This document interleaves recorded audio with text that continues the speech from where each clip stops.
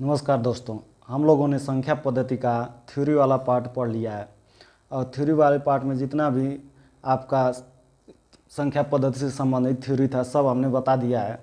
अब आज हम लोग करेंगे संख्या पद्धति का प्रैक्टिस।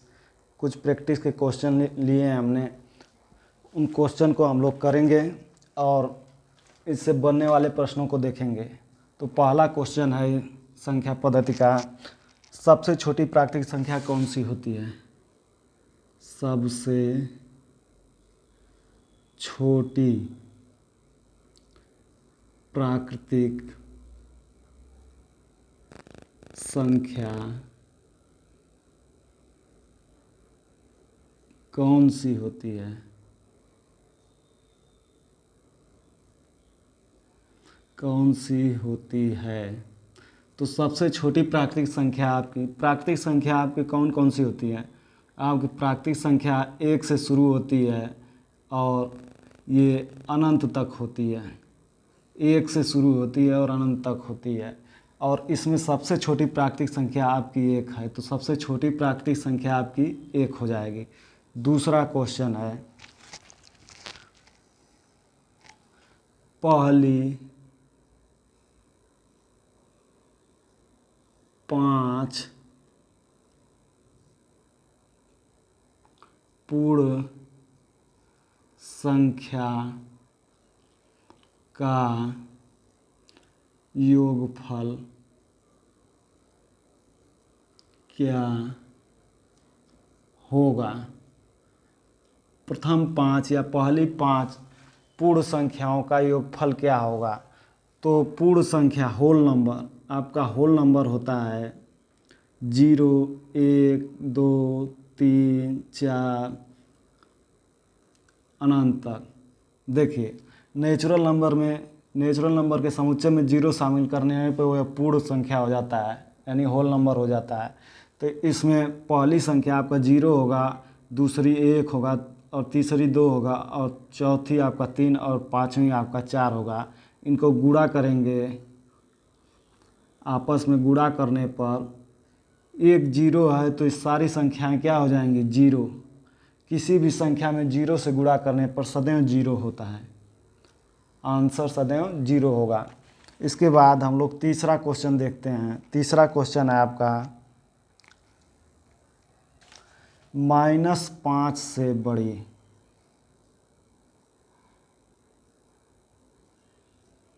तथा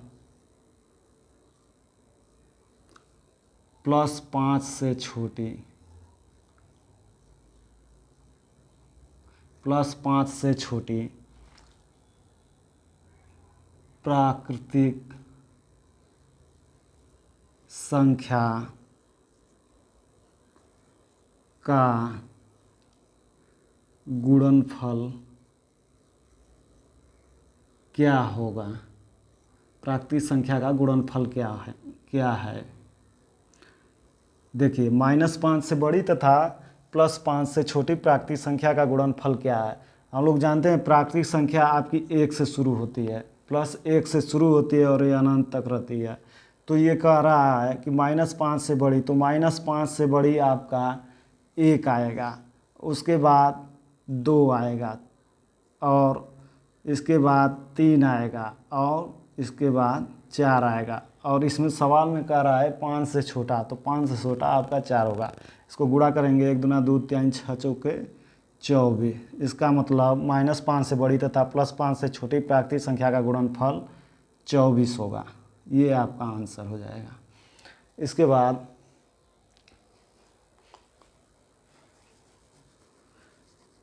बाद हम लोग अगला क्वेश्चन देखेंगे।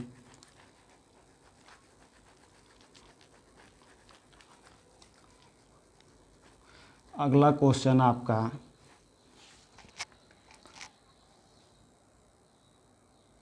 किसी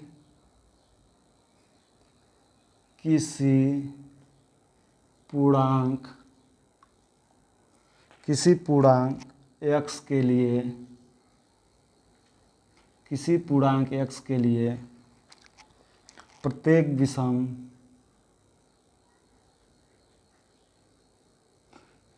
विषम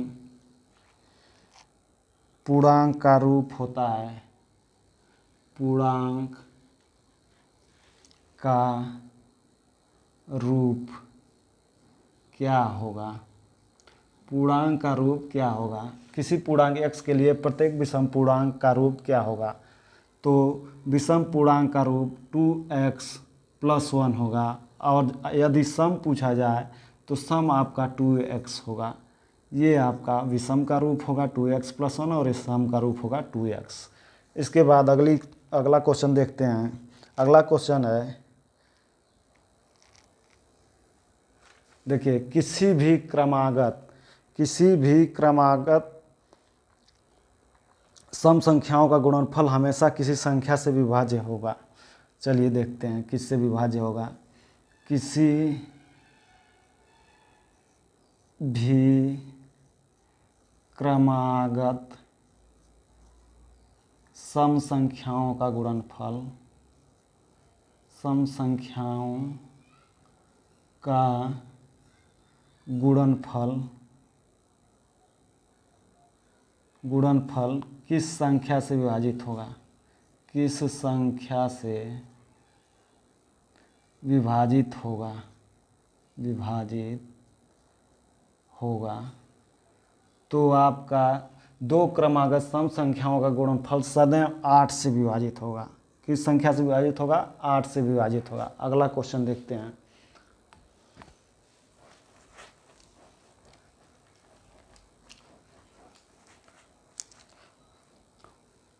आपका अगला क्वेश्चन है, x और y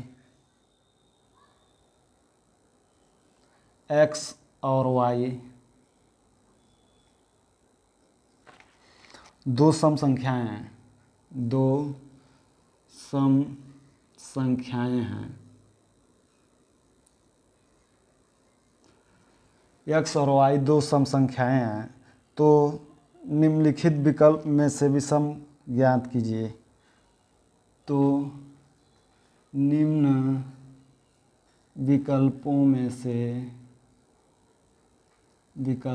में से विषम ज्ञात करें।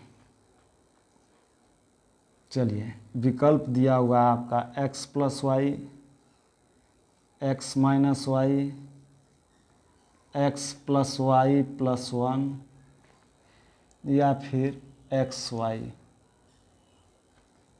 कौन हो सकता है? तो हम जानते हैं दो सम संख्याओं का योग सदैव सम संख्या होता है। तो सम संख्या में अगर एक जोड़ देते हैं तो हमें विषम संख्या प्राप्त होगी। सम संख्या में अगर एक जोड़ते हैं तो सदैव विषम संख्या प्राप्त होगी। तो देखिए ये दोनों सम संख्याएं इनको जोड़ रहे हैं तो सम संख्या प्राप्त होती है, और इसमें एक और जोड़ देंगे तो ये विषम हो जाएगा। इसका मतलब आपका ऑप्शन सी सही होगा, x + y + 1। इसके बाद अगला क्वेश्चन देखते हैं। ये आपका 5वां था। इसके बाद छठा क्वेश्चन देखते हैं। छठा क्वेश्चन है आपका, पहली 6 सम संख्याओं का गुणनफल क्या होगा। पहली 6 सम संख्याओं का गुणनफल क्या होगा, गुणनफल क्या होगा। तो चलिए देखते हैं पहली 6 सम संख्याओं का गुणनफल क्या होगा। तो पहली सम संख्या क्या होता है, 2, उसके बाद 4, 4 के बाद 6, 6 के बाद 8, 8 के बाद आपका 10, और उसके बाद 12, 1 2 3 4 5 6, 6 सम संख्या हो गई आपकी। इसमें देखिए एक 0 है, तो 0 पहले इसको एक तरफ लिखेंगे। उसके बाद इसका गुणा करेंगे, 12 × 96, 96 छका, ऐसे गुणा करते जाएंगे। देखिए क्या आता है आपका, 2 चौका 8, 8 छक 48, 48 अठे 8 64, और 8 चौका 32, 6 38, 38 में गुणा करेंगे 120 से, तो आपका आ जाएगा 0, 12 चौका 48, 12 अठे 96, और 400, और 12 36, 10 46, आपका 460 80। ये आपका उत्तर आ जाएगा। कितना आएगा? पहली 6 सम संख्याओं का गुणनफल आपका 46,080 होगा। इसके बाद अगला क्वेश्चन देखते हैं। आपका अगला क्वेश्चन है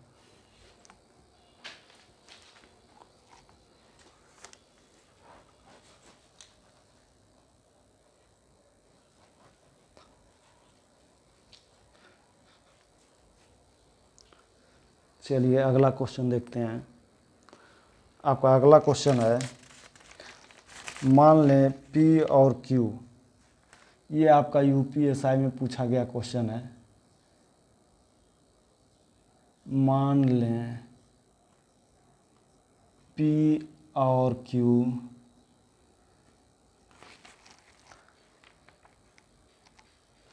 और R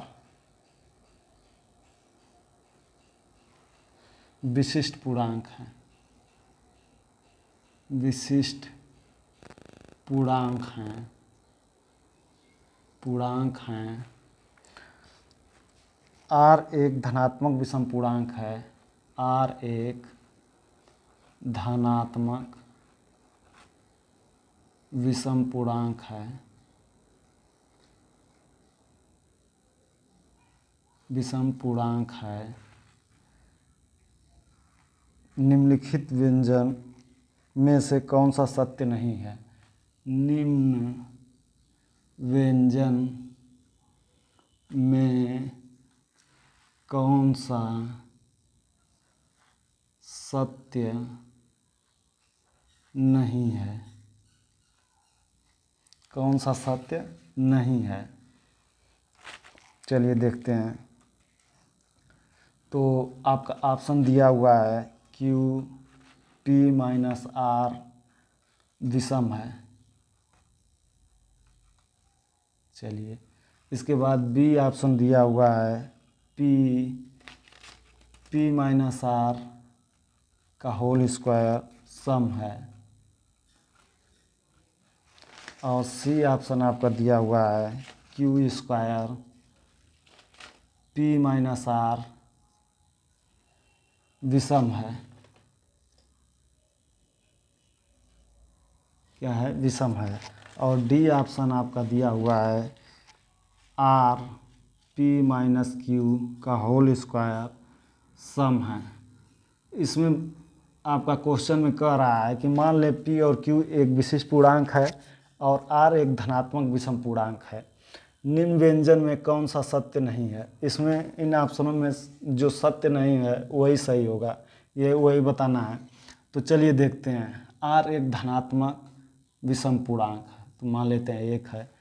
Q और R, Q आपका मान लेते हैं 2 और R आपका मान लेते हैं 3। चलिए इसको इसमें रखते हैं। तो Q हो गया 2, P हो गया आपका 3, सॉरी ये आपका P है, P हो गया 3 और R 1 हो गया। तो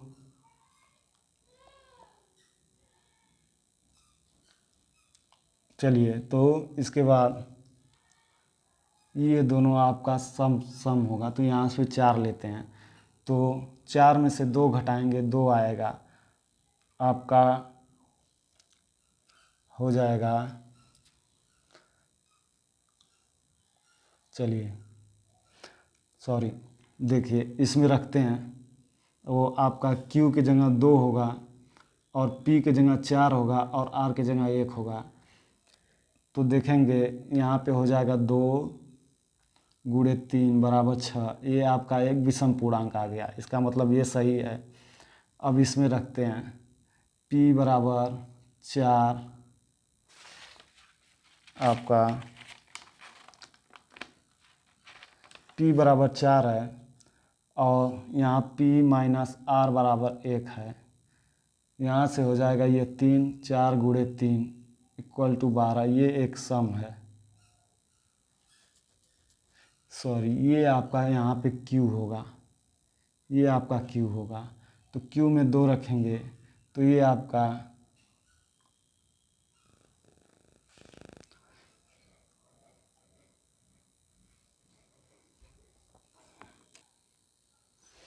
चलिए दोस्तों हमको लगता है ये क्वेश्चन थोड़ा सा गलत है, इसको उतारने में हमने गलती कर दिया है। अगले दिन इस क्वेश्चन को देखेंगे। इससे पहले जो है हम लोग अगला क्वेश्चन देखते हैं। अगला क्वेश्चन है आपका 2 अंक की सबसे बड़ी अभाज्य संख्या है। 2 अंकों की 2 अंकों की सबसे बड़ी अभाज्य संख्या है। 2 अंक की सबसे बड़ी अभाज्य संख्या आपका 97 है, यानी 97 है। इसके बाद अगला क्वेश्चन हम लोग देखते हैं। अगला क्वेश्चन है 2 अंकों की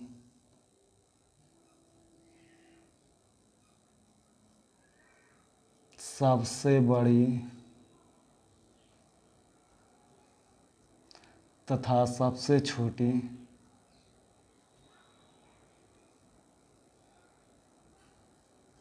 अभाज्य संख्या का अंतर कितना होगा? कितना होगा, चलिए देखते हैं। तो सबसे बड़ी अभाज्य संख्या आपकी 97, 2 अंक की सबसे बड़ी अभाज्य संख्या आपका 97 और 2 अंक की सबसे छोटी अभाज्य संख्या आपकी 11। दोनों को घटाएंगे तो यहाँ से आपका आ जाएगा 6 और ये आपका हो जाएगा 8। इसका मतलब है 2 अंक की सबसे बड़ी संख्या और सबसे छोटी संख्या का अंतर 86 होगा। चलिए अगला क्वेश्चन देखते हैं। अगला क्वेश्चन है आपका 30 और 60 के बीच कितनी अभाज्य संख्याएं होंगी? 30 और 60 के बीच कितनी अभाज्य संख्याएं होंगी? 30 और 60 के बीच कितनी अभाज्य संख्याएं होंगी? चलिए देखते हैं। 30 और 60 के बीच की अभाज्य संख्याओं को लिखते हैं और उनको काउंट करते हैं। तो 30 के बाद आपका 31 अभाज्य है, फिर 37 अभाज्य है, उसके बाद आपका 41 अभाज्य है, 43 अभाज्य है, 47 अभाज्य है, 53 अभाज्य है और आपका 59 अभाज्य है। इसके बाद तो आपका 60 से ऊपर चला जाएगा, इसलिए इतनी संख्याएं आपके 30 और 60 के बीच में अभाज्य होंगी। चलिए इनका काउंट करते हैं। 1 2 3 4 5 6 7। इसका मतलब है कि 30 और 60 के बीच में 7 अभाज्य संख्याएं होंगी। चलिए अगला क्वेश्चन देखते हैं। अगला क्वेश्चन है 100 से 200 के बीच कितनी अभाज्य संख्याएं होंगी? 100 से 200 के बीच कितनी अभाज्य संख्याएं होंगी? चलिए 100 से 200 के बीच कितनी अभाज्य संख्या होंगी? जैसा कि हम आपको थ्योरेटिकल पार्ट में पढ़ा चुके हैं कि 1 से 100 तक आपकी 25 अभाज्य संख्या होंगी और 1 से 200 तक आपकी 46 अभाज्य संख्याएं होंगी। तो 1 से 200 तक अभाज्य संख्या बराबर होगा 46 और 1 से 100 तक अभाज्य संख्या बराबर होगा आपका 25। 46 में से 25 घटाएंगे, आपका 6 में से 5 घटाएंगे 1 और 4 में से 2 घटाएंगे 2। इसका मतलब है 100 से 200 के बीच आपके 100 से 200 के बीच अभाज्य संख्या आपका 21 होगा। 100 से 200 के बीच आपकी 21 अभाज्य संख्याएं होंगी। इसके बाद अगला क्वेश्चन देखते हैं। अगला क्वेश्चन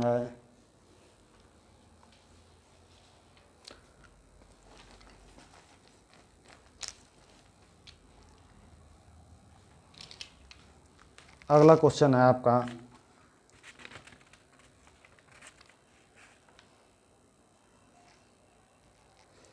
पहली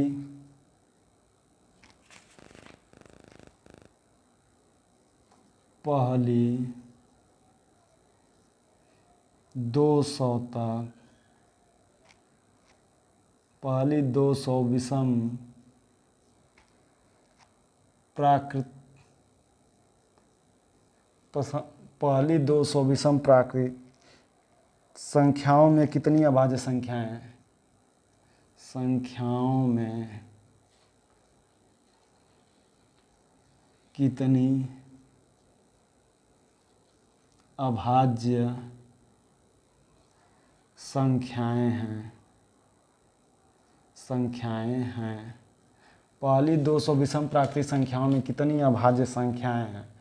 तो हम जानते हैं 1 से 200 तक आपकी अभाज्य संख्या होगी 46, लेकिन इसमें विषम प्राकृतिक संख्या कह रहा है।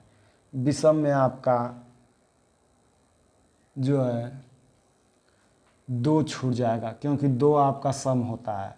इसलिए पहली 200 विषम प्राकृतिक संख्याओं में अभाज्य संख्याओं की संख्या 45 होगा।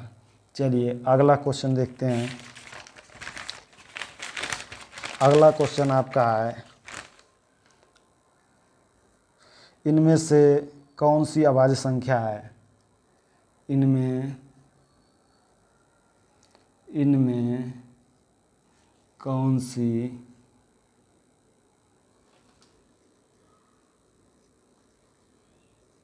अभाज्य संख्या है? अभाज्य संख्या है।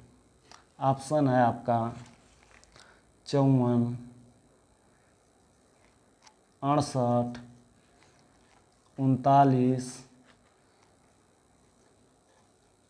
और 89। ये सवाल आप चुटकियों में हल कर सकते हैं। यदि आपने मेरा थ्योरी वाला पार्ट ध्यान से देखा होगा तो इसको आपको 1 सेकेंड भी नहीं लगेगा हल करने में। चलिए बताते हैं कैसे। हमने बताया था कि कोई भी अभाज्य संख्या 6n ± 1 के रूप में होती है।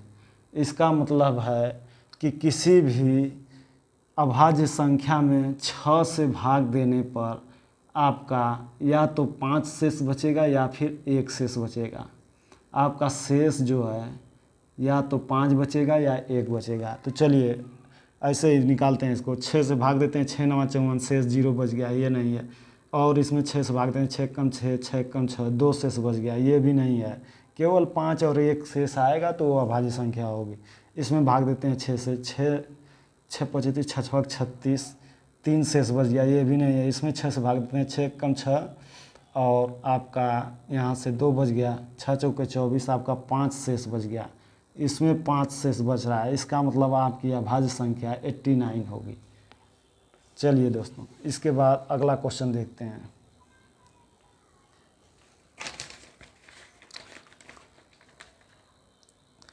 तीन अभाज्य संख्याओं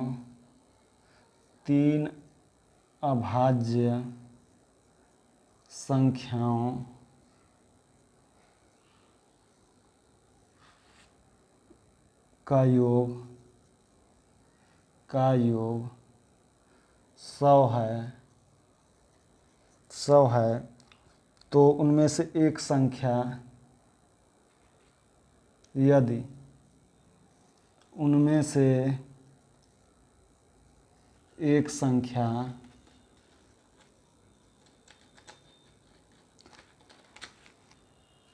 दूसरे से 24 अधिक है, 24 अधिक है, तो उनमें से दूसरी संख्या है, तो उनमें से दूसरी संख्या है। चलिए, क्वेश्चन कह रहा है कि तीन अभाज्य संख्याओं का योग 100 है, यदि उनमें से एक संख्या दूसरे से 24 अधिक है तो उनमें से दूसरी संख्या क्या है। तो चलिए इसको देखते हैं।